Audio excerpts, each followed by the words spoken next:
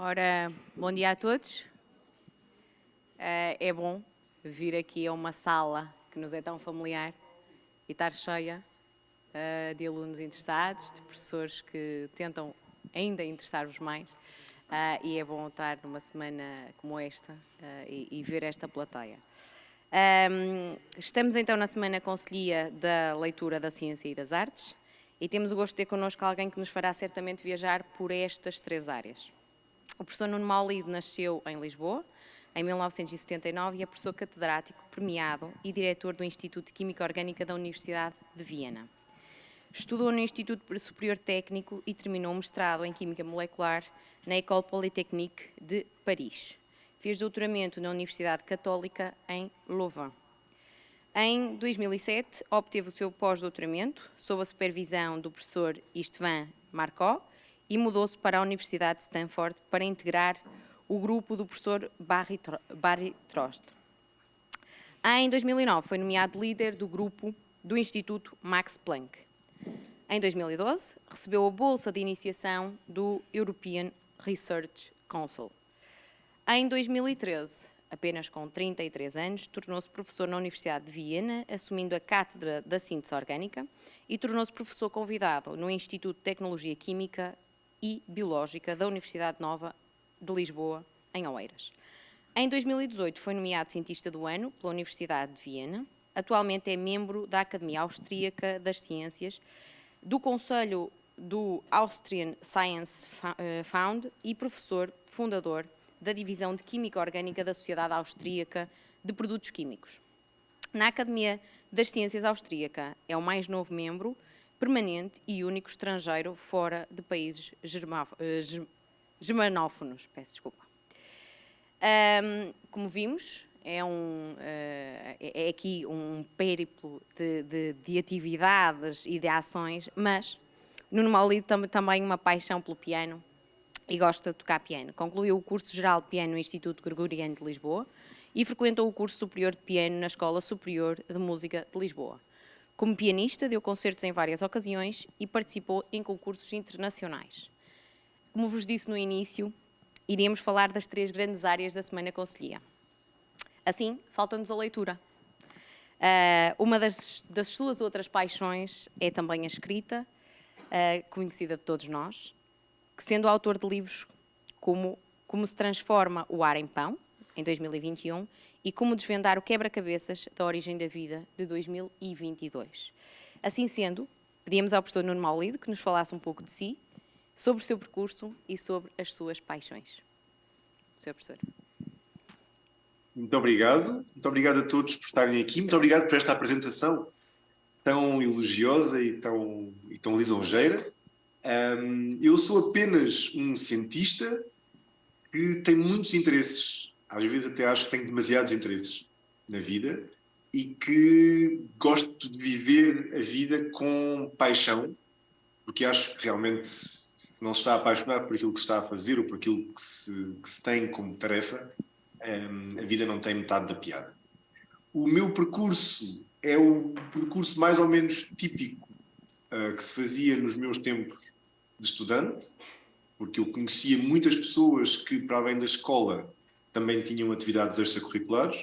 No meu caso, as atividades extracurriculares eram o piano e a música, como já foi dito no Instituto Gregoriano de Lisboa, mas também a ginástica. Eu raramente menciono isto nos currículos, porque também não faz muito sentido, mas para terem um bocadinho a ideia, eu era um teenager, como a maior parte daqueles que estão aí na sala, que tinha aulas das 8 da manhã até às não sei quantas e depois ia para o Sporting, sem grandes conotações clubísticas, mas ia para a ginástica do Sporting, dar uns pinotes e fazer uns exercícios, e depois, às vezes, antes ou depois da ginástica do Sporting, ia para o Instituto Gregoriano de Lisboa para ter aulas de formação musical, de piano, de composição ou de história da música.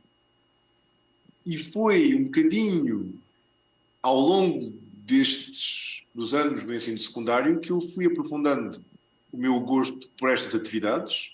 Para ser muito sincero, eu gostava muito, muito, muito de ginástica e até nem era mau de tudo, mas a ginástica teve um corte naquela altura em que eu estava na ginástica acrobática e os meus pais foram confrontados com a necessidade de eu agora tenho que entrar na competição, eu devia ter para aí 12 anos, e fazia só aquelas demonstrações e exibições nacionais, mas depois colocou-se a questão de agora está na altura de passar para o patamar da ginástica acrobática de competição, e isto são treinos todos os dias, das 5 até às 8 da tarde. E o meu pai disse, não, é demasiado treino e são demasiadas horas para uma pessoa, uma criança tão nova, um teenager, que ainda não é teenager, com 12 anos, não, se é adolescente. E, portanto, foi um bocadinho cortada nessa altura e passei dessa ginástica acrobática que ia ser competição para uma ginástica mais de demonstração. E aí percebi que, pronto, ok, a ginástica vai ser só um hobby, vai se manter durante o resto da minha vida. Mas o outro hobby, o da música, continuou aqui com o bichinho na minha cabeça e fiquei com muita vontade de aprofundar os meus conhecimentos musicais e a determinada altura decidi, o que eu gostava mesmo, era de ser pianista profissional. E foi por isso que quando terminei o ensino secundário, eu não fui para o técnico estudar química, eu fui para a Escola Superior de Música de Lisboa estudar piano e estudar música, para tentar ser, sei lá, como o Lang Lang, Maria João Pires. E não correu como eu estava à espera, não por ser difícil demais, não por não ser acessível, mas por ser um tipo de vida no qual eu não me conseguia rever nos próximos 40, 50 anos. Não estava preparado para isso. É um tipo de trabalho muito árduo, são muitas horas ao piano, muitas horas à frente do instrumento, sozinho. Aquilo é suposto ser de 6 a 8 horas de estudo por dia, todos os dias. E pronto, quando se tem 17 anos e se está habituado a tocar piano nos buraquinhos que o calendário permite, uma hora aqui, meia hora acolhi, 45 minutos acolhi, fica sempre vontade de mais, mas de repente, quando se tem aquele mais em quantidades industriais, não é a mesma coisa. Eu gosto sempre de citar aquela frase que os americanos usam, be careful what you wish for, porque é mesmo isso. Uma coisa é um hobby, uma coisa é uma coisa a que se dá valor porque só se consegue ter de tempos a tempos e em quantidades reduzidas.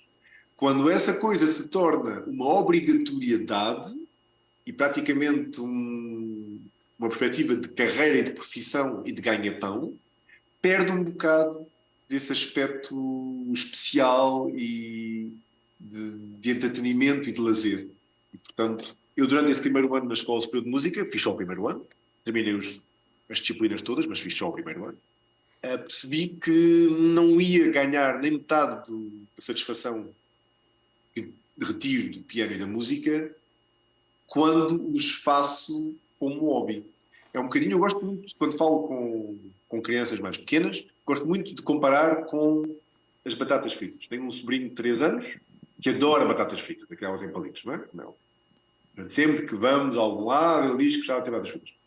Mas, um dia, decidiram dar-me batatas fritas ao pequeno almoço, e depois ao almoço, e depois ao jantar. E isto durante uma série de dias. E ao segundo dia, ele já nem queria ver aquilo à frente. Ele próprio disse, não apetece, biac. Eu gosto muito de usar essa palavra, biac, isto não é bom. E nós, então, mas tu não gostas de batatas fritas? Ele, sim, mas há um limite. E, de facto, há certas coisas na vida a que se dá muito valor e, sobretudo, dá-se valor. Algumas damos valor quando as perdemos. Outras damos valor desde que se mantenham em quantidades reduzidas e acho que alguém até devia fazer um estudo psicológico sobre isto, porque é tiro e queda. Não há nada na vossa vida que vocês não adorem que, em princípio, não seja também, em parte, adorável por estar reduzido e confinado apenas a determinados momentos e a determinadas situações. E, portanto, aí podem imaginar como é que eu estava, com 18 anos acabadinhos de fazer, terminei o primeiro ano do curso superior de piano na Escola Superior de Música e sabia que não queria fazer aquilo para o resto da minha vida. E, portanto, decidi suspender a minha matrícula e às vezes eu penso, tento lembrar-me como é que eu estava nessa altura, certamente muito desiludido com a vida.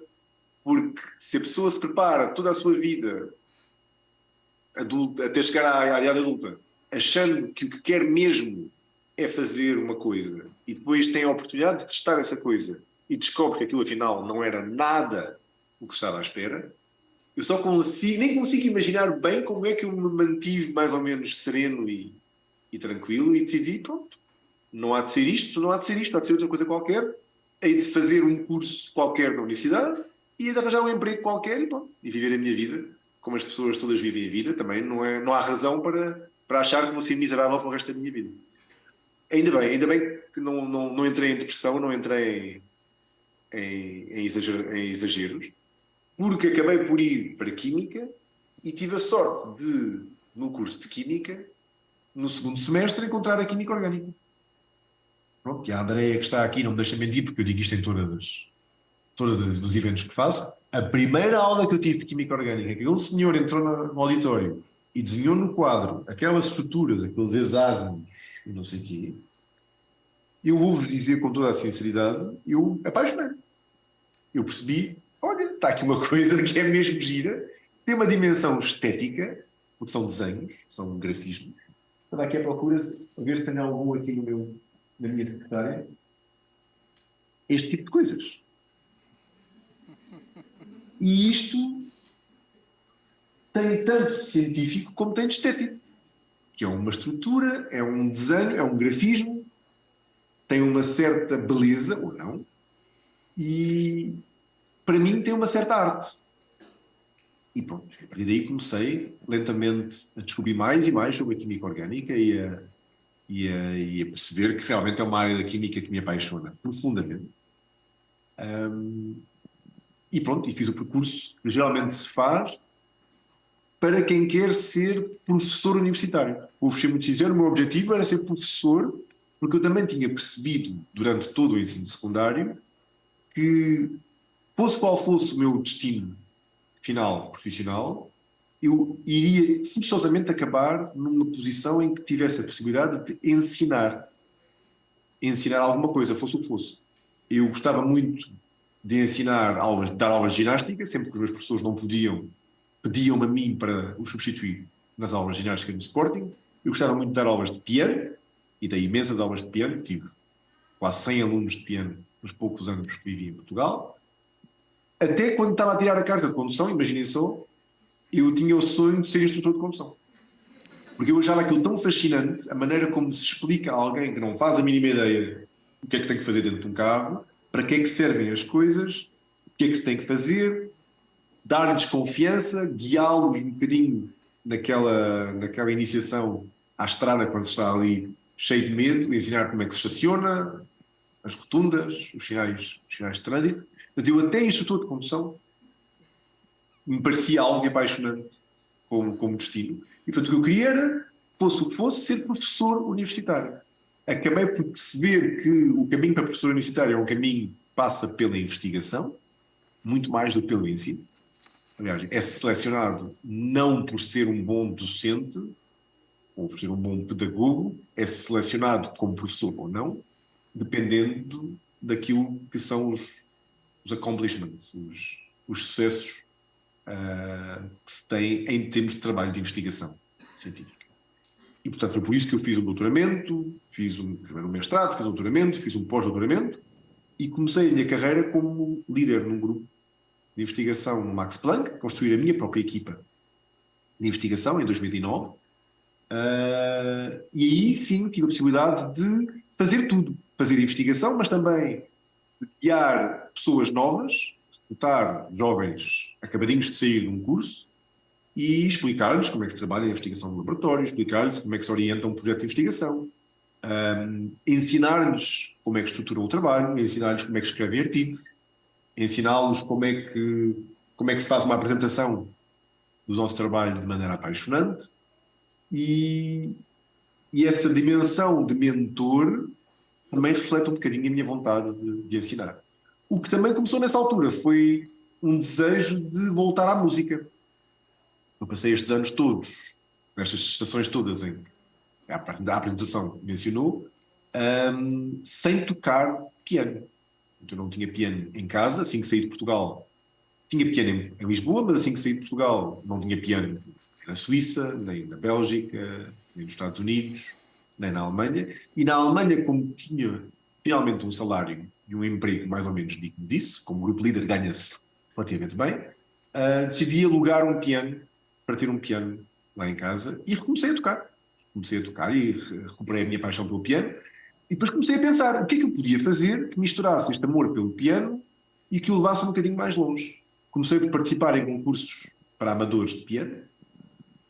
Fui a Manchester, fui a Paris, toquei em concursos que tinham múltiplas rondas, parece aqueles torneios de ténis, ATP.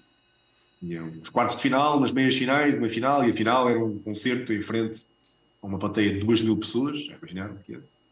E tudo isso achei interessante, mas comecei a pensar como é que eu podia misturar o meu prazer pela música com este fascínio que tenho pela química. E comecei a fazer aquilo que ainda vou fazendo de tempos a tempos, que é dar concertos comentados por mim, em que explico as coisas da música ligando-as a conceitos da ciência. E descobri que, de facto, entre a arte e a ciência, entre a música e a química, há paralelismo do arco da velha. Há histórias que não lembram ao menos Jesus, são ipsis verbis iguaizinhas às histórias da ciência e vice-versa. E ao fazer isso, comecei também a perceber que isso tocava os corações do público, que permitia transmitir uma mensagem de ciência sem ser frio, sem ser desapaixonado, sem ser desprovido de emoções, porque esta componente da música e da arte, música e arte, são concebidas para atacar o público aqui, pelo coração. Não é? É a mensagem científica e é, sobretudo, uma mensagem racional. Mas a mensagem artística é uma mensagem puramente emocional. Quando se ouve uma peça de música, a única coisa que importa é gostas ou não gostas. E se não gostas, ninguém te vai explicar porque é que tens que gostar. É uma reação puramente visceral e perfeitamente subjetiva e pessoal. Enquanto num conceito científico, se for questão de explicar ou de falar de vacinas, eu posso dizer gosto ou não gosto, mas eu posso explicar de maneira muito racional e muito científica porque é que, e porque é que sim, e porque é que não. E, portanto, na questão da arte não é bem assim. É muito raro, e é realmente um exercício fútil, tentar convencer alguém qual é o melhor artista.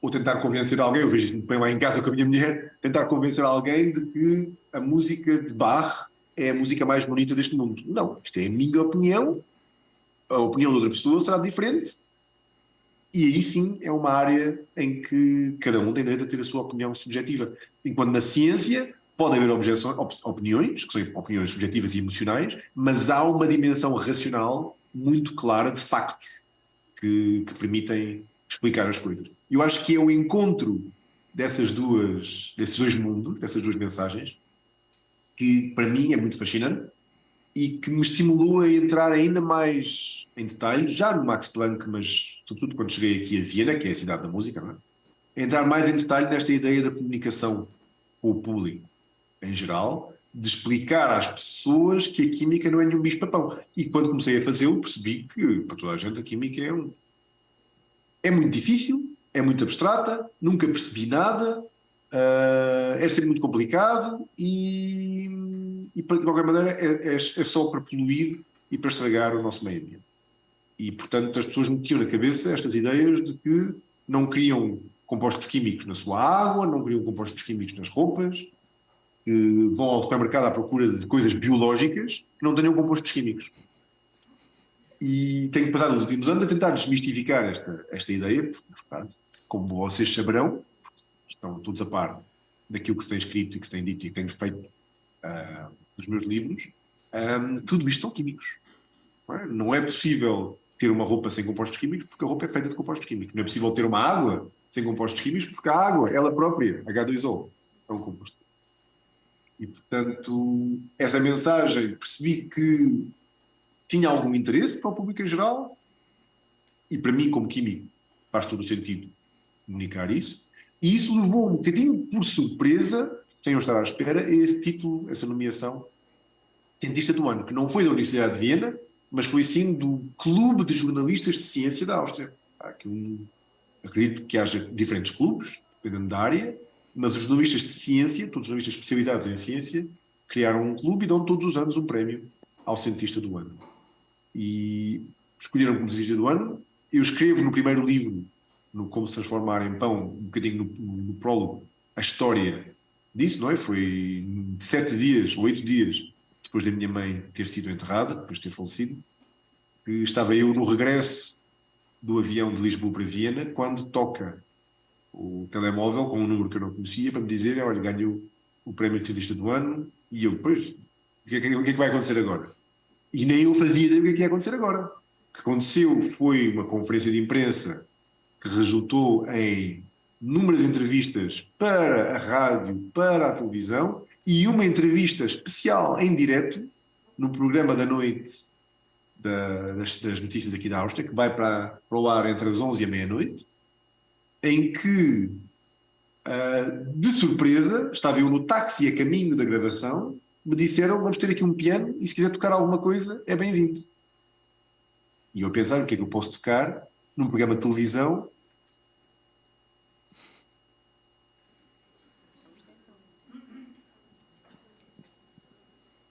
Nós ficamos sem som. Não sei se ele me está a ouvir também. Não sei se não me consegue ouvir, mas estamos sem som. Acho que não.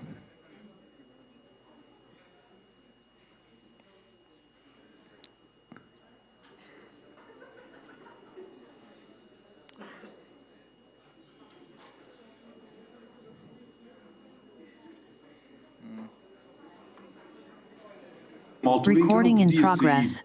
sair aqui do gabinete e andar ali na rua sem as pessoas me conhecerem. Aqui havia.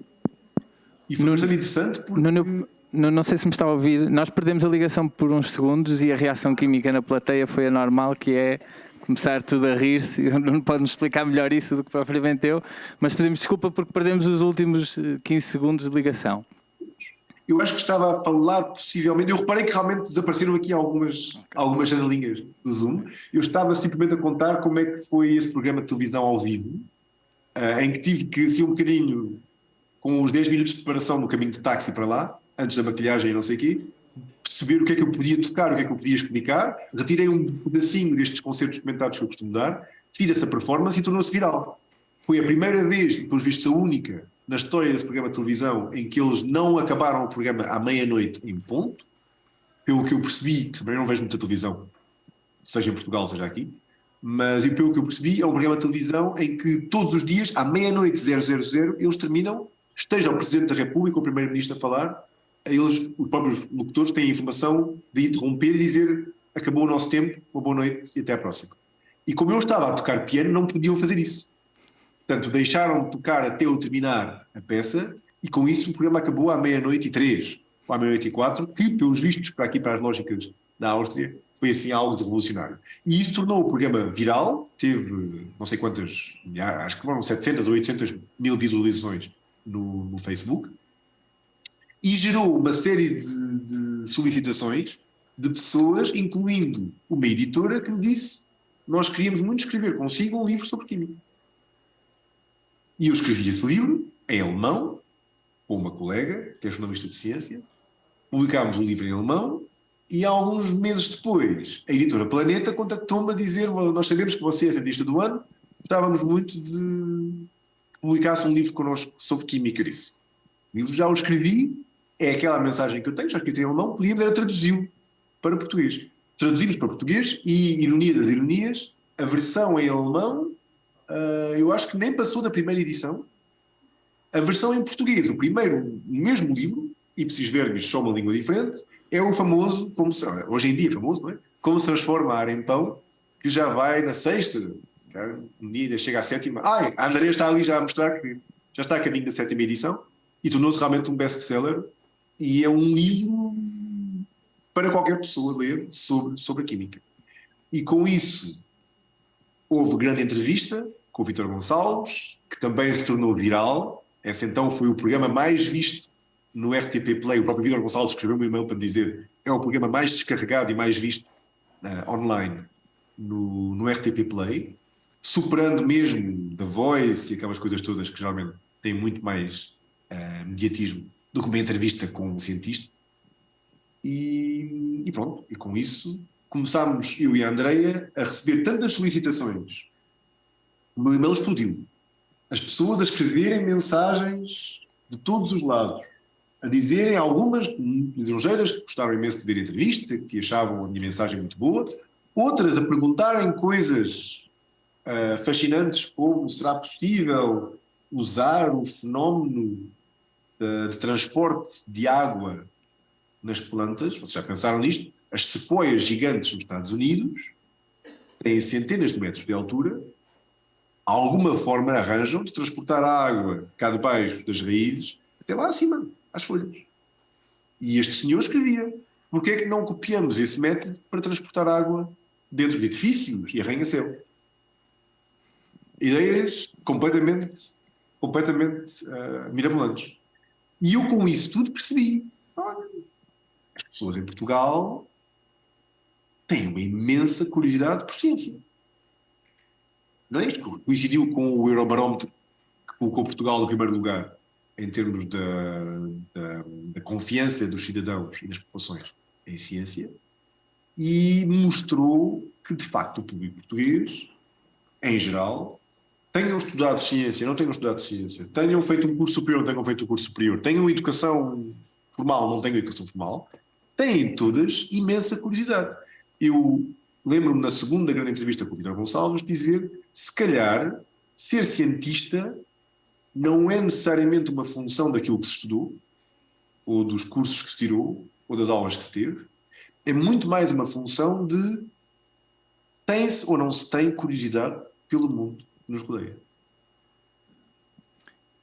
Vocês olham para aquilo que está à vossa volta e se perguntam porquê é que, ou se perguntam como é que, ou se perguntam será que, para mim, já são mais cientistas do que qualquer outra pessoa que tenha estudado um curso. E um bocadinho com base nisso é que surgiu o segundo livro, isto é um momento de propaganda, Como Desvendar o Quebra-Cabeças da Origem da Vida, que é uma coleção de perguntas.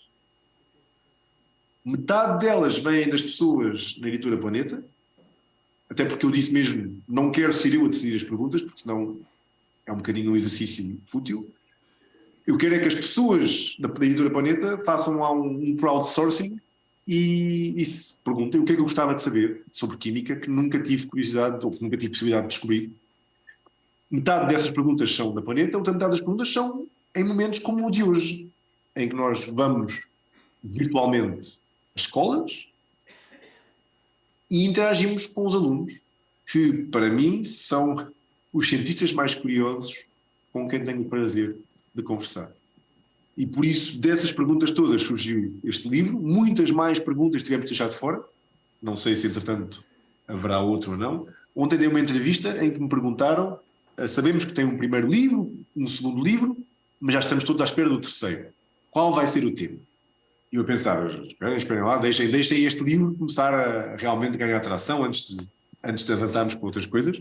Mas dá-nos ideias para novos livros e, sobretudo, esta resposta do público, eu acho que é das coisas mais gratificantes, porque mostra que realmente as pessoas estavam já todas preparadas. Eu acho que o público português estava todo à espera que aparecesse um tipo de comunicação de ciência diferente sobre áreas da ciência tradicionalmente associadas como difíceis, impenetráveis e crípticas. E, na verdade, quem lê os livros percebe: a química não tem nada de extraordinário. Sim, tem conceitos abstratos. Sim, a forma como as coisas são formalizadas não é sempre óbvia, mas quando se percebe os fenómenos que esses conceitos abstratos conseguem explicar, são os fenómenos do dia-a-dia, são as coisas que nós vemos todos os dias e que, se calhar, às vezes, se parássemos um bocadinho a para nos perguntar o porquê, como, será que, gerávamos mais perguntas como aquelas que estão neste livro. E pronto, geralmente os formatos que nós fazemos com a Andreia são mesmo assim. Eu faço assim uma espécie de um impulso, mas não há parte mais interessante nestes meetings, nestes eventos com escolas e com alunos, do que a parte que se segue, que são as perguntas e respostas. E, portanto, venham de lá essas perguntas e eu responderei o melhor possível. Obrigado Nuno, e obrigado pela introdução e pelos inúmeros temas. Eu estava aqui, tenho aqui um conjunto de questões e de algumas ideias que fomos partilhando e eu estava a andar com elas para frente e para trás, porque o Nuno foi tocando nos vários temas e isto torna-se tão interessante que acabamos por nos perder no meio disto. Eu acho que vou agarrar num dos pontos que o Nuno falou e para lançar a primeira questão, que tem a ver com a paixão, sobre a paixão das várias coisas que tocamos na vida. Vamos ter que eventualmente especificar numa delas, onde nos falou sobre a forma como nos apaixonou pelas estruturas químicas, a forma como nos vamos apaixonando ao longo da vida pelas várias coisas que fazemos, ou até como nos apaixonamos uns pelos outros, não é? E aqui, baixando aqui um bocadinho a um tema em específico, a forma como o Nuno explica e simplifica quimicamente a forma como todas estas coisas acontecem nas nossas vidas. E tendo em conta que nós estamos perante uma plateia de jovens, maioritariamente muito jovens, e que estes corações saltitam de emoções, de paixões, de amor, de tantas coisas com que eles vão vivendo nestas idades, a primeira pergunta que lhe deixávamos era precisamente como é que nós conseguimos explicar o amor como uma questão de química e como é que esta química pode explicar ou interferir no amor propriamente dito, para tentarmos perceber, ou para que eles próprios também percebam connosco, como é que esta relação se constrói e quimicamente entre uns e outros. Disclaimer, é uma das perguntas aqui do livro. Portanto, eu não vos vou dar as respostas todas, porque senão as pessoas não têm vontade de ler o livro. Mas, de forma resumida, sim, o amor é algo de muito químico, sobretudo pelo tipo de moléculas cuja concentração no nosso organismo aumenta de maneira brutal quando estamos perante a pessoa amada. Pela forma como certos mecanismos bioquímicos no nosso corpo se modificam quando estamos longe desta pessoa amada, mas com saudade e com vontade de a rever. Tudo isso são mecanismos controlados pela química. O mais interessante é que a química, neste caso, e tanto quanto eu sei, permite explicar o como e, portanto, permite explicar o que realmente se passa no nosso corpo que leva a esses sentimentos de amor, de afeto, de ligação emocional. Não explica como é que se chega lá. Não explica o porquê. Não explica o amor de uma forma que permita dizer, então, se eu borrifar no meu corpo, em vez do último perfume do Ralph Lauren, não sei o quê, se eu borrifar aqui no pescoço e no resto do corpo estas moléculas, então qualquer pessoa que me encontre no caminho daqui para casa vai apaixonar-se por mim.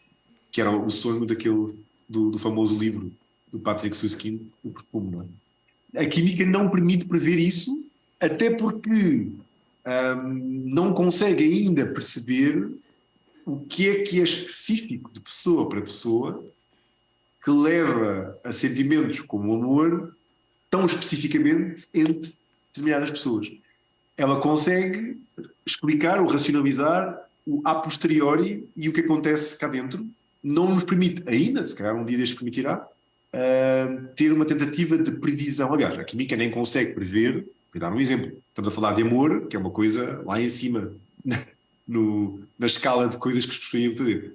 Venha cá para baixo, a química ainda não é capaz hoje de prever uma molécula com esta estrutura, com estes átomos assim e assim, vai cheirar a isto ou aquilo. Espantoso, não é? Como a indústria dos aromas e fragrâncias, que é uma coisa brutal, acho que é uma indústria com um volume de negócio anual de não sei quantos bilhões, dezenas de bilhões de dólares por ano, se não forem centenas. Apesar disso, não consigo, eu, nem nenhum químico no mundo, olhar para uma estrutura, esta ou outra, e dizer, este composto, quando eu o fizer no laboratório, vai cheirar a isto. Vai cheirar a rosas. Ou vai cheirar a lírios do vale. Ou vai cheirar a vinho branco. Ou vai cheirar à relva acabadinha de cortar. Ou vai cheirar como o meu desodorizante. Não é possível ainda sequer racionalizar um cheiro e prever um cheiro. Aliás, há experiências fascinantes que nós também fazemos aqui no laboratório, porque a química dos cheiros é uma coisa que eu acho simplesmente maravilhosa. Tem muito de artístico também, não é? Nós pegamos em estruturas de compostos que estão descritos e que são produzidos em toneladas pela indústria e que se sabe que este composto tem esta estrutura e isto cheira a... não sei o quê. Geralmente os compostos não cheiram só a uma coisa. Aqueles narizes profissionais, eles descrevem os aromas como começa com isto, depois tem uma nota disto, e tem uma nota disto, e depois tem um fim assim, e assim. As descrições são tipo... é quase como ler um romance. E nós tiramos de um átomo, retiramos um átomo de carbono e pomos um átomo de outra coisa qualquer, e aquilo deixa de cheirar, a o que quer que seja. E mantemos os átomos de carbono todos e juntamos uma coisinha pequenina e perde as propriedades olfativas. Portanto, estamos ainda tão atrasados em relação à previsão de cheiros, eu acho que estaremos a anos-luz de previsão de moléculas que possam despolutar emoções. Por isso é que eu vos digo, o livro, O Perfume, ainda é ficção científica da boa, porque nem a previsão de moléculas que cheiram a isto ou que cheiram àquilo é hoje uma realidade. Muito bem, muito obrigada, Nuno. Como dizíamos, andamos aqui, quer eu, quer o António, para trás e para a frente com as perguntas, porque já nos vai dando essas mesmas respostas. Mas se calhar talvez tenhamos aqui mais algumas questões para um possível terceiro livro e dávamos voz a estes cientistas mais curiosos e eu se calhar pedia a um grupo de alunos que fosse fazendo também as suas questões. Começávamos se calhar com o Samuel, do 11º C. Uau! Uma salva de palmas para o Samuel. Olá, queria perguntar se o hidrogênio poderia ser uma das soluções para a crise energética que vivemos. Excelente pergunta, muito obrigado, Samuel. É uma das perguntas que também são abordadas aqui no livro, porque se pergunta no livro... Curioso. O que é que podem ser combustíveis amigos do ambiente que nos possam ajudar a resolver os problemas da energia? E o hidrogênio, eu acho que é de facto o melhor. Até porque o único produto de combustão do hidrogênio é a água. Portanto, não há coisa melhor do que um motor movido a hidrogênio. O grande problema, porque também não há nada perfeito neste mundo, não é? Tudo parece ser mesmo muito bom, tem desvantagens e acho que temos que nos habituar a essa ideia. O grande problema é o hidrogênio em si, que é um gás extremamente inflamável, altamente explosivo. Nós fazemos até aqui, todos os anos, um show para os alunos do primeiro ano, em que uma das coisas que fazemos é um balão enorme com a forma de um Zeppelin. Não sei se a vossa geração ainda saberá o que são aqueles... É um dos antigozinhos. O Zeppelin, a que chamamos Hindenburg, o famoso Zeppelin chamado Hindenburg, foi aquele que pegou fogo e matou não sei quantas pessoas, e deixaram, graças a isso, de usar Zeppelins para transportar pessoas, chamados ultra-leves, não é? Acho que é assim que se chama em português. E nós fazemos um balão com forma de Zeppelin, enchemos o hidrogênio e pegamos fogo àquilo, aquilo rebenta com um estrondo do camando. Bum! E nós fazemos isto num auditório enorme, com capacidade para 1000 pessoas, e mesmo assim, mesmo quem está lá atrás, fica quase com os tímpanos rebentados. E, portanto, o hidrogênio tem esse problema. O transporte de hidrogênio é muito complicado e armazená-lo, uma chatice. Portanto, guiar um carro em que não se sabe se por dar cá aquela palha, por dar cá aquela faísca, vamos esta para melhor, também não é a coisa mais gira deste mundo. O que eu acho que se podia realmente pensar, como estratégia final, era ou ter formas de armazenamento de hidrogênio que o transformem numa substância completamente inócua e sem problemas nenhuns, que se possa pôr às pasadas dentro de um depósito e que depois, na altura em que se precisa e que o carro precisa, libertam o hidrogênio, é uma boa ideia, ou gerar o próprio hidrogênio a partir de material de partida inócuo por uma reação qualquer. Nesse sentido, eu até podia perguntar a ti, mas não vou, porque não temos assim muito tempo, qual seria a substância mais próxima do hidrogênio em termos de fórmula, o hidrogênio é H2, da qual se pudesse eventualmente tentar retirar esse hidrogênio. Se juntares um O, tens a água, e portanto a eletrólise da água, ou o water splitting, o splitting da água em hidrogênio e oxigênio podia permitir, imaginas, abastecer o teu depósito, o teu tanque com água, aí não há problema nenhum, sabes, não vai arrebentar, não vai pegar fogo, não vai fazer nada. E lá dentro, quando ligas o motor, essa água começa a ser splitada em hidrogênio e oxigênio. O oxigênio vai para um sítio qualquer, há de se arranjar alguma coisa para fazer com ele, e o hidrogênio vai para o motor, para o alimentar. E quando desligas, para esse processo de produção. Portanto, uma ou outra são as formas de lidar com isto no futuro. Como eu acho que é muito difícil conseguir uma adoção, conseguir que o mundo adote o hidrogênio como combustível, porque realmente os problemas de segurança são demasiado grandes. Muito obrigada. Se calhar pedia que fizessem grupos de perguntas para o Nuno poder responder em conjunto. E sei que o Horácio Cerqueira, do 11º C, a Yara Barbosa, do 10º C, e o Alexandre Lage, do 11º C, têm também aqui algumas perguntas interessantes sobre um tema que gostaríamos de ouvir. Uma salva de palmas para o Horácio, para a Yara e para... O Alexandre Lage.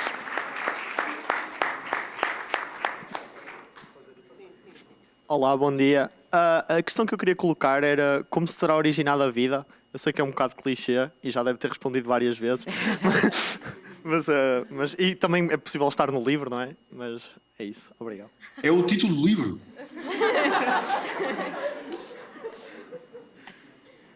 Olá, bom dia. Também, mais ou menos como do Horácio, eu gostaria de perguntar, será que a vida teve origem na Terra? Pronto, obrigada. Bom dia. Também pouco original. Também relacionado à vida. O que nasceu primeiro, o ovo ou a galinha?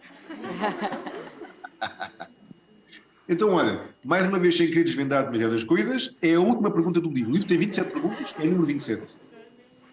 De onde é que vem a vida? Como é que se desvenda este quebra-cabeças? Sem querer revelar muito do que está no livro, é um tema apaixonante, mas quando se pensa nesse tema mesmo em detalhe, começa-se a perceber que há uma série de dificuldades inerentes à forma como nós, seres humanos, investigamos problemas científicos. Poderia pensar-se que a maneira de descobrir como é que apareceu a vida seria tentar em laboratório reproduzir os passos elementares que terão levado à produção de algo que nós associamos como, ok, pronto, a comunidade científica em geral assume que quando se gera um organismo unicelular, uma daquelas, uma amiba, não é?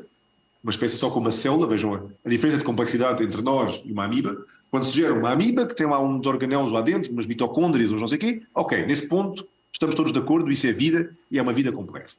Portanto, se calhar a ideia seria, ok, vamos dar aqui uns bilhões de dólares para estas pessoas fazerem uma investigação com o objetivo de, será que vocês conseguem, em laboratório, reproduzir os passos que levaram à formação desta vida? Primeiro problema. A pergunta é super difícil. O projeto é super difícil. Como é que se consegue um laboratório recriar? Porque aquilo é uma química super complicada, não é? Numa amiba unicelular com um núcleo e uma mitocôndria e uma coisa, está uma quantidade de química beyond recognition. Para os nossos conhecimentos atuais, como espécie humana, aquela química dentro de uma amiba unicelular já é out of this world. Segundo problema, imaginemos que alguém conseguia. Misturava isto, depois misturava aquilo, não sei como aparecia ali uma célula, misturava mais não sei o quê, aparecia lá uma mitocôndria, não sei o quê. Segundo problema, como é que a gente sabe que foi assim? Ninguém estava lá para ver. E para além disso, como é que a gente pode esperar, como é que nós podemos esperar reproduzir em laboratório, numa escala de tempo, as experiências em laboratório duram, sei lá, dias, semanas, meses, não é? Como é que conseguem imaginar uma experiência de laboratório que dure umas semanas e uns meses, replicar algo que deve ter demorado umas centenas de milhares de anos a acontecer, não é? E como é que podem esperar que, caso hipoteticamente consigam encontrar uma solução, que essa solução seja a solução. Pois, se na verdade demorou não sei quantas centenas de milhões de anos a acontecer, ou vocês fazem uma experiência que demora centenas de milhares de anos, mas então não sei quem é que vai seguir essa experiência, porque ao fim de algum tempo já morreram os investigadores todos, não é? Tem que ser aquelas experiências que passam de pais para filhos, para netos, para não sei o quê, porque não há maneira. E, portanto, há uma série de paradoxos relacionados com a questão da origem da vida. Depois, a pergunta sobre se a vida teve origem na Terra ou não, há uma área da química e da biologia que se chama astroquímica. Astroquímica, astrobiologia, e que se dedica a fazer, no fundo, uma análise de corpos celestes, sobretudo quando eles caem aqui na Terra, não é? Meteoritos, detritos do espaço que vêm para o nosso planeta Terra, à procura de encontrar dentro desses meteoritos resíduos ou vestígios de moléculas que sejam as moléculas que nós associamos à vida. Quais são as moléculas associadas à vida? Os ácidos nucleicos, os DNAs, os RNAs, os aminoácidos, as proteínas, os carboidratos, açúcares, os lípidos, as gorduras. Não é? São mais ou menos as moléculas que estão em todas as formas de vida. Seja uma amiba, seja um ser humano, seja um rinoceronte, seja um pássaro, todas as formas de vida têm aminoácidos, proteínas, açúcares, carboidratos, lípidos, gorduras. E todos eles têm, de uma forma ou de outra, o DNA ou RNA. Portanto, encontrar essas moléculas numa coisa que caiu lá do espaço poderia ser uma sugestão de que, se calhar, a vida veio de lá do espaço. O problema é que a origem da vida não é a mesma coisa que a origem das moléculas que nós associamos à vida. Não é? E há muitas pessoas cuja investigação também se foca em, ok, eu consigo demonstrar que nas condições do espaço, com aquelas temperaturas e com aquelas atmosferas e não sei o quê, eu consigo recriar um aminoácido. E eu digo, ok, espetacular, fantástico, como é que naquelas condições, com aqueles materiais de partilha, com aquelas restrições todas, consegue gerar um aminoácido, fantástico. Daí até dizer que foi daí que começou a vida, vai lá vai, não é? Não é por se gerar uma molécula que é um building block potencial constituinte das formas de vida que se gerou vida. E, portanto, a origem da vida fora da Terra quase só se uma coisa que vem do espaço me trouxer uma célula. Para além de que a vida na Terra depende de aminoácidos, proteínas, lípidos, não sei o quê. A vida fora da Terra, noutro planeta, pode muito bem depender de uma química completamente diferente. Não é? A nossa vida aqui na Terra depende muito, todas estas moléculas que eu vos disse têm átomos de carbono. Então, todas estas moléculas que eu disse pertencem à química orgânica. Porque o nosso planeta é assim. Quem é que me diz a mim que uma vida num outro planeta qualquer não tem uma química completamente diferente, adaptada à química do planeta em questão? Portanto, essas questões são fascinantes. Ir à procura das moléculas da vida na Terra em corpos celestes do espaço pode ser um bocadinho missing the point. Porque encontrar as moléculas não quer dizer que se encontrou vida, e quem é que me diz a mim que a vida de outros lados tem que ser exatamente igual à vida aqui? Das fascinantes. E depois a questão do ovo da galinha. É uma questão eterna. Por acaso nós pusemos aqui um ovo na capa do livro, mas, para ser muito sincero, não faço ideia. Não faço a mínima ideia. E imagino que esta seja uma daquelas em que cada um tem a sua opinião. E como a investigação ainda não chegou lá, as opiniões neste caso são bem-vindas. Muito bem, muito obrigada. Pedi agora então à Beatriz Sousa do 10º B e à Inês Braga do 10º B também para fazerem as suas questões. Eu queria saber qual é o elemento químico que considera mais importante da tabela periódica e o que aconteceria se ele nunca tivesse existido. Excelentes perguntas.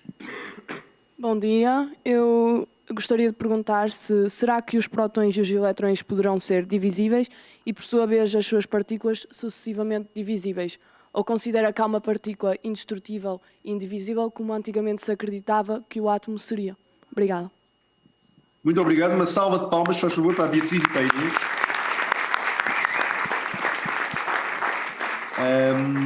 A primeira pergunta: o meu elemento preferido, como químico orgânico, o elemento com que eu lido mais frequentemente é o carbono. Ok? Como acabei de explicar, a química orgânica é a química dos compostos de carbono e pronto, é o elemento que está mais presente na minha vida. Mas o elemento que eu gosto mais, neste momento, pelo menos aqui no nosso grupo de investigação, é o enxofre. Eu adoro o enxofre, porque o enxofre tem em si, é quase como um jack of all trades. O enxofre tem uma questão económica fulcral, a nossa economia é uma economia toda baseada no petróleo, e vocês não terão talvez essa ideia, mas o petróleo, no processo de refinaria, até chegar à gasolina, uma das coisas mais importantes que tem que se fazer é retirar todas e quaisquer amostras, todo e qualquer vestígio de enxofre. Porque o petróleo tem bastante enxofre, e tem bastantes compostos de enxofre lá dentro, mas quando se transforma em gasolina tem que se retirar todo o enxofre. Porquê? Porque o enxofre, se ficasse na gasolina, ia envenenar os catalisadores dos carros e dos veículos que da gasolina dependem. E, portanto, gera-se por ano milhões de toneladas de enxofre, que é um pó, enxofre elementar, que é um pó amarelo, e quem já foi aos Estados Unidos, no Arizona, há alguns sítios nos Estados Unidos, onde há aquelas autoestradas que nunca mais acabam, e algumas das autoestradas, se vocês olharem para o lado esquerdo ou para a direita, vão ver assim uma espécie de uns paralelepípedos, umas pirâmides gigantes, amarelas. São pirâmides de enxofre. E o enxofre é tão barato, se retira do petróleo, não há nada para fazer com ele, é tão barato que os americanos simplesmente o depositam à volta das autoestradas porque não sabem o que fazer com ele. Portanto, aquele enxofre que está ali, se vocês tivessem uma boa reação química que gerasse um composto que vale dinheiro, muito dinheiro, vocês podiam ir lá buscar baldes daquilo e eles até vos pagavam para se verem livres do enxofre. É um elemento tão fundamental, porque a nossa economia de petróleo gera quantidades enormes de enxofre que não sabemos o que fazer com ele. É um composto essencial, porque está presente em montes de aminoácidos que são fulcrais para a nossa alimentação, a cisteína sendo o maioritário. E depois, nós, humanos, temos muita sensibilidade ao enxofre porque geralmente assumimos que compostos de enxofre cheiram mal.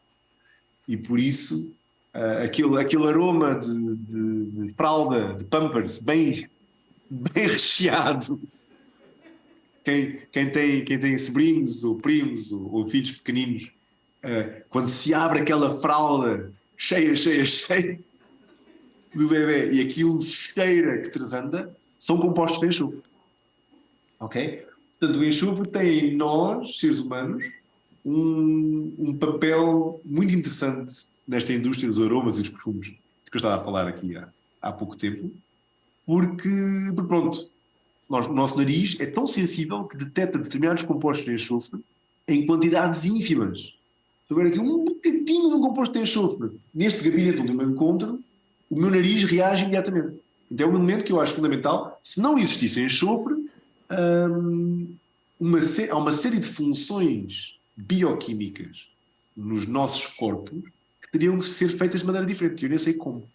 Porque o enxofre é aquele elemento que está ali entre o oxigênio e o azoto, não é bem igual, é um bocadinho diferente do fósforo, tudo coisas essenciais à vida, mas tem umas propriedades muito especiais. Eu dou uma aula inteira, uma cadeira inteira sobre química de enxofre, tem umas propriedades muito especiais que fazem dele um elemento fulcral. Se ele não existisse, eu acho que a nossa bioquímica tinha que ser muito diferente e provavelmente a natureza teria encontrado um outro elemento qualquer que tentasse imitar e replicar as propriedades do enxofre. O mais próximo da tabela periódica é o selênio, Se.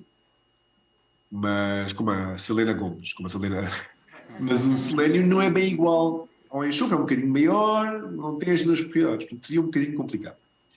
E a outra pergunta em relação às partículas indivisíveis, os físicos dizem que a partícula essencial é o bosão, não é? É o bosão de Higgs. Até ganharam um prémio Nobel quando o descobriram. Para mim, até ver, é essa a partícula fundamental, a partícula de Deus, como eles chamam, não é? A partícula essencial que supostamente dá explicação e dá razão a tudo. Deixem-me só terminar este apontamento. Estou a ver que também estamos a chegar ao final do nosso tempo. Já ouço o meu próximo compromisso à minha espera lá fora. Deixem-me terminar só esta parte para vos dizer que o bosão de Higgs é um exemplo espetacular de comunicação de ciência.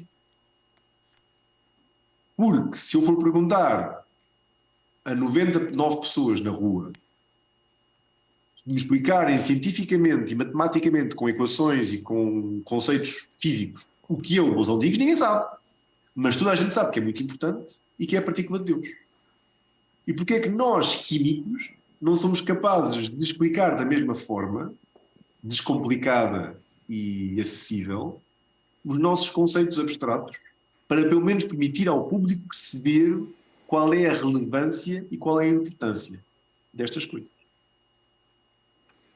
Nuno, ficaríamos muitas horas a ouvi-lo explicar quimicamente o que nos rodeia e certamente os alunos teriam muitas perguntas também, mas nos últimos minutos guardaríamos para uma pergunta em particular e para terminar com isso, porque para além de ser muito interessante, obviamente, perceber o mundo da forma como o Nuno simplifica e explica, o Nuno também funciona como inspiração e tendo em conta que estamos aqui perante uma plateia que em breve tomará e começará a tomar decisões importantes sobre a sua vida, sobre o que vão fazer, etc. E o Nuno tem uma história particularmente interessante, a forma como foi encontrando as paixões desde muito novo, da música, da ginástica que nos falou hoje, depois da química.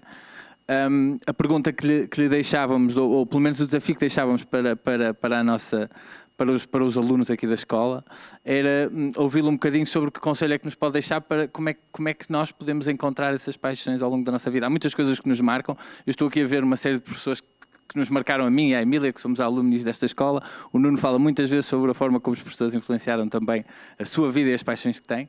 Esse será certamente um dos aspectos, mas haverá outros, e por isso o desafio que lhe lançávamos para terminar a conversa era que nos ajudasse a ajudar estes alunos todos a encontrarem estas paixões, ou pelo menos a viver da forma como o Nuno vive, a paixão com que nos fala de tantas coisas que falou aqui hoje.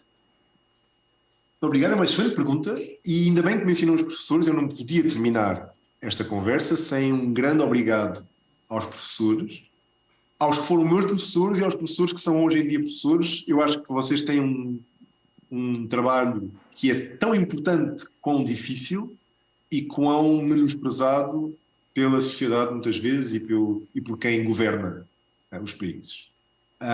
Os professores têm essa árdua tarefa de, pelo menos na base, tentar transmitir conhecimento a um grupo de jovens que estarão mais ou menos virados para aí e, ao mesmo tempo, tentar despertar neles essa paixão pelo tema. E não é infrequente nós dizermos que gostei imenso ou gostava imenso de matemática porque tinha uma professora assim assado. Ou nunca gostei de física porque tive professores que nunca me conseguiram explicar a física de uma forma divertida, ou de uma forma que para mim pelo menos fizesse sentido. E os nomes de professores que eu recordo e que cito muitas vezes em entrevistas são professores que serviram sempre como modelo, como role model para mim, na minha própria perspectiva mental de se eu fosse professor, como é que eu fazia as coisas. Se eu fosse professor, eu gostava de explicar assim. Eu gostava de fazer assado, eu nunca faria assim, mas faria assado porque acho que faz muito mais sentido para os alunos de uma maneira diferente. E, portanto, o papel dos professores é um papel fundamental e eu acho que acabam sempre por ser as apetências pessoais de cada um por um professor que revelam, pelo menos de forma mais ou menos clara, quais as disciplinas na escola de que se gosta mais. E eu acho que é aí que começam as paixões. Por outro lado, na sociedade hoje em dia há cada vez mais solicitações e cada vez mais formas, que há mais, são demasiadas, cada vez mais formas de as novas gerações poderem tomar contacto com atividades com as quais se calhar nunca tomariam cuidado. Hoje, se vocês, quando eu era jovem, se eu quisesse ouvir alguém a tocar piano, eu tinha ou que comprar um bilhete para ir a um concerto, ou comprar um disco daqueles de vinil, ou ir a uma escola de música.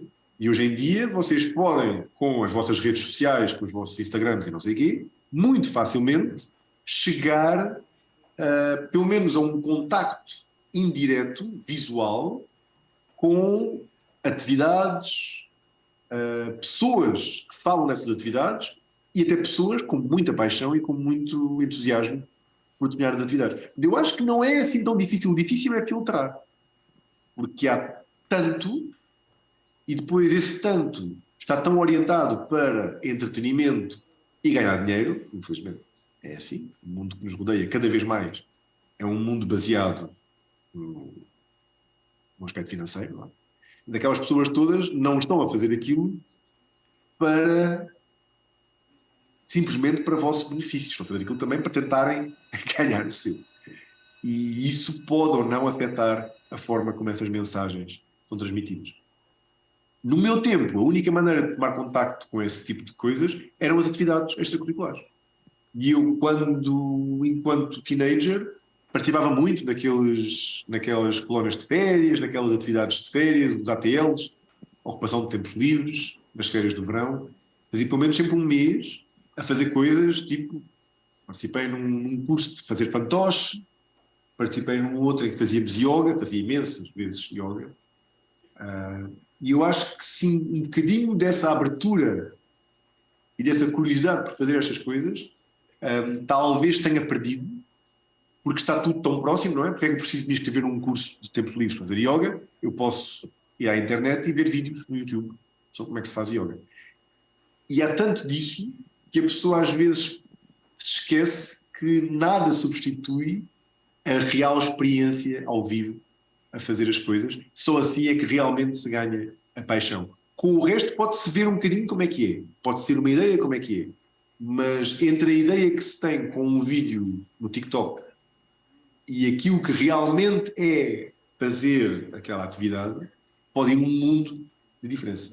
Portanto, eu aconselharia esta geração a não ficarem apenas pela ideia e pela impressão que recolhem virtualmente, mas a não terem receio de tentar e de testar como é que é ao vivo. Eu, se calhar, como criança, tivesse visto vídeos de pessoas a fazerem ginástica, como se fazia ginástica no Sporting, nunca na vida teria vontade de fazer ginástica. Mas quando me puseram naquele ambiente a fazer aquilo, teve outra vontade e outra dimensão. Dito isto, eu tenho uma conta no Instagram, Nuno Maulide, façam o favor de me seguir. Muito obrigada, Nuno. Muito obrigada por esta viagem, muito obrigada por esta partilha de emoções, de paixões, de reações químicas e, acima de tudo, acho que é uma inspiração para todos nós. Acho que estes alunos também vão daqui com outra visão do que é a química orgânica e que essas estruturas químicas que estão aí desenhadas terão claramente muita mais importância do que às vezes lhe dávamos, todos nós, na idade que eles estão. Portanto, da nossa parte, muito obrigada. Da minha parte e do António também agradecer à organização da Semana Conselhia e ao Clube de Ciência Viva da Escola por este convite. Foi claramente também um gosto para nós partilhar este momento com todos vocês e com o Nuno e pronto, deixar aqui o agradecimento e deixar um desejo de continuação dessa inspiração e dessas paixões. Muito obrigada. Obrigado.